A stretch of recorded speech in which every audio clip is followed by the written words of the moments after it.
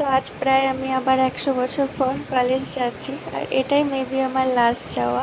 যেহেতু আজ আমি সার্টিফিকেট নিতে গিয়েছিলাম, আর কলেজ যাবো আর আমাদের পাণ্ডবেশ্বরের রেলগেট আমি পাবো না, সেটা কি হতে পারে? নো নো, একদমই না।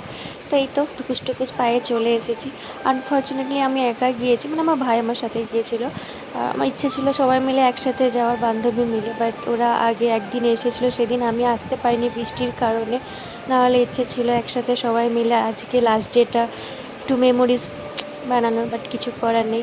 কিন্তু এসে পরে এই যে আমার দেখা হয়ে গিয়েছে আমার ফুল বন্ধুদের সাথে, দেখে পরে মনটা ভালো হয়ে গেল। তোমাদের সাথেও শেয়ার করলাম।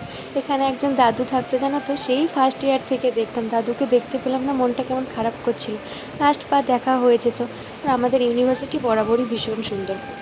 তোমাদের সাথে আমার গ্রেড কার্ডটাও শেয়ার করলাম। হ্যাঁ, আমি খুব ভালো স্টুডেন্ট কিন্তু নই, তবে খুব খারাপও কিন্তু নই। সবটাই তোমাদের সাথে শেয়ার করলাম। গ্রেড কার্ড, সার্টিফিকেটও পেয়ে গেলাম, টাটা করে দিলাম। আর এই তো আমার ভাইয়ের সাথেই গিয়েছিলাম। এটা হচ্ছে আমার পাড়ার এক ভাই, আকাশ ভাই, খুব হেল্প করে আমাকে, থ্যাংক ইউ ভাই।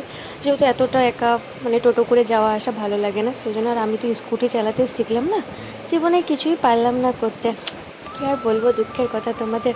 তারপর চলে এলাম বাড়ি। তো এই ছিল আমার একটা সাদামাটা দিন। আর আমি এখন কিছুদিন হয়তো ব্লগ আরে কিছু দিতে পারবো না, কেন সেটা সব কিছু তোমাদের সাথে পরে শেয়ার করবো। তাহলে আজ আসি, ভালো থেকো, টেক কেয়ার।